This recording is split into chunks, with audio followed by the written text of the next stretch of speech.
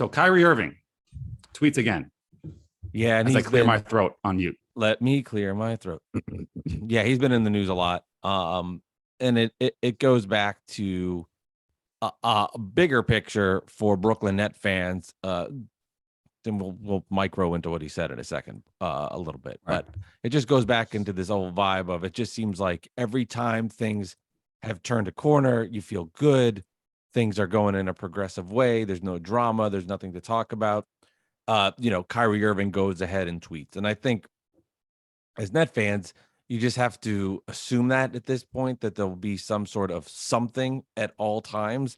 It's just the deal with the devil, right? We talked about this a million times, and I take this deal over and over again. I'm glad they're running it back because there is a possibility if things break right, they're so talented that they could do some serious damage in the playoffs that hopefully for Net fans win an NBA championship. But this idea that there will never be anything and it'll be a harmonious season, I am not in that belief anymore. That is not a chance. Celtic fans were right. There is always something that will happen on the court, off the court. You know it will be true. This all started with, from a Nets perspective, Kyrie Irving, one of his first couple days on the team, and he started ripping teammates and depth, and there's just always something. Now, can they win? Yeah, but for this idea that this will be a drama free filled next couple of months, impossible. There will be something. Now, to what extent can they overcome it? I think those are more of the questions to be asked, not will it happen? Because yes, it will happen. And Kyrie Irving, last couple of weeks, first one going on, with his Alex Jones, showing his video of Alex Jones. Regardless of what the video has, Alex Jones is one of the biggest scumbags on the face of the earth. He's a terrible human being. There's nothing. I mean, you can't defend Alex Jones. If you defend Alex Jones, you are then in the Alex Jones camp, and I can't respect or have anything of just disrespect and want nothing to do with you personally. I mean, it's just despicable. I mean, it's just one of the most horrific human beings out there. And that's not a political opinion thing. That's just like you're just no. It's not like you're a Republican or a Democrat. Yeah, it's not. I think like Republicans. I think any reasonable human being, Republican or Democrat, would not be a fan of Alex Jones. He spews hate. I mean, he is a terrible human being. So when Kyrie is going out there and showing his videos, it's disappointing. And part of me at first was like, does Kyrie Irving know who he is, and is he like just not informed on who Alex Jones is?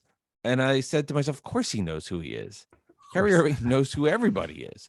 And that saddened me. I mean, it really does. So that was despicable. And then going on Twitter yesterday and having his Twitter comments, and then reigniting that conversation. And then the second half of the tweet was mind blowing. And it's disappointing and it's sad. And it's, it sucks because I love the Nets. I love Kyrie Irving in a lot of ways because I do think he does a lot of good. But he also is, spreading misinformation in ways, and that to me is scary. Outside, and tying it all back together.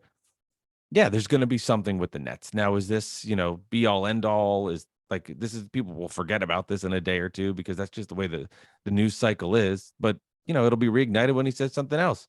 And everybody has a right to free speech, and everybody has the right to think if it's free speech is bullshit. So, and then in a lot of ways, that's good. That's a good thing. And I'm getting in free speech. But hey, ultimately though, yeah, there's always going to be something with the Nets. But you root for the laundry, and we tie it to Julius Randle. You root for the laundry, and this is a different level, different kinds of situation. Julius Randle's not doing what Kyrie's doing, but at the same time, if you dislike him for whatever reason, you still root for the laundry. I bring up Tim Tebow. I never liked him. I couldn't stand him. I thought he was a fraud. And then when the Jets traded for him, I was like so disappointed because I had to root for this guy. But whenever he had the ball, I was cheering for him to go, like to run, go. But at the same time, I didn't really like him, so, and that's not because of his political opinion, his religious beliefs or whatever. I just thought he was a fraud. I thought he just he thought he was overrated and kind of like, down, like one of those things, not for any particular reason. It just overall, so it's just, but the Nets, like, they look like geniuses with this Kyrie Irving stuff and playing hardball. I know, like, it all worked out, but, and I don't want to give the Nets credit, but, not paying Kyrie and playing this game, and they know what type of person he really is. They know what kind of crazy he really is that the world doesn't see.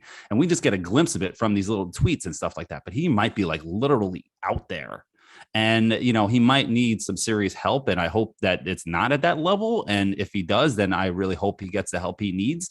But you can't be this kind of out of touch with reality at this level of your career at this age. You're not, you're just one of those guys that's always been surrounded by people that have told you yes, that have said you're right. Nobody checks him. And that's the problem. When they do check him, he wants to get traded. So it's just, it's scary. And it's a good thing that as a Nets fan, it's a good thing that the Nets have Durant locked up because he's stuck there, even against his will. But Kyrie, after this year, you might never have to see him again. And, even if you don't win a championship and you're like, oh, I wish we could run it back again, you might just be like, you know what? Addition by subtraction. Goodbye. And Ben Simmons is okay. And you got Durant. Maybe you get some more cap space and get somebody else, Well, the part for me, and I think this is where, if you look back on Kyrie Irving and when he won his title, because I hate when people diminish, oh, Kyrie Irving hasn't done much. He hasn't been that much of a star. He hasn't been that much of a player. Oh, BS. And I hate, this BS. really bothers me when you just minimize what he did. Like, to go into Cleveland and win a championship and put on the performance that he did was remarkable. I'm telling you now, Knick fans, like if you got a big time performance from, whoever the player is, and then to minimize everything else, you would never do it. Right. Like Kyrie Irving has been remarkable, but I look back at the Cleveland years, and something that I think stands out is the accountability from LeBron James. I mean, say what everybody wants about LeBron James. He got the best out of Kyrie Irving. And people always say, oh, LeBron couldn't, if it was, then you could have this other angle. LeBron would not have won a title if Kyrie wasn't there. Yeah, true. Michael wouldn't have won a title if Scottie wasn't there. Sure. Okay. Like, if Scottie Pippen wasn't on those teams, they're not beating the Utah Jazz. I'm sorry. It's a team effort. You have the best players, but you need stars to do it. You need high level guys. But LeBron got the best out of Kyrie, and he held him accountable at times. And what worries me is because Durant and Kyrie are buddy so much and so tight, you'll never hear somebody check Kyrie. And he didn't do it. Because but a guy that like wanted to check him but didn't have the stones to do it because of all the other forces was James Harden. He was the one that was like, look at this, what has happened here, and he bolted. Yeah, he was like, this get me out of here. Check. this needs to be in check. And James Harden, the voice of reason, is funny to me. but I mean, he saw it. He's like, I didn't want to get vaccinated, but I got vaxxed, if those reports are true. And then the frustration of seeing Kyrie Irving not do it probably got him irritated. Durant's hurt. I'm alone. Holy shit. This sucks. But I get back to the point of, there needs to be an internal accountability together to make sure things go right. And that's the scary part when you say, who is your head coach? It's Steve Nash. There is no accountability for anybody at any times. And that, to me, is, besides all the other noise, it's the accountability on each other for when things get tough and rough. Who's going to be the leader? You need leaders for this team. And I worry, does this Nets team not have leaders? That's why, as crazy as it sounds, losing a Jeff Green, losing those like the Nets need Durant to step up as a leader. And this is more than just putting on 30 and 10 performances, which is remarkable. And it's why they'll win games. But if they're going to get through the shit, they need guys to step up, be leaders, hold each other accountable. Say, hey, man, you're not doing your shit right now. Like, we need you. We need you. Ben Simmons, like, we need you. Because, Ben Simmons isn't going to be the leader. We haven't heard him talk.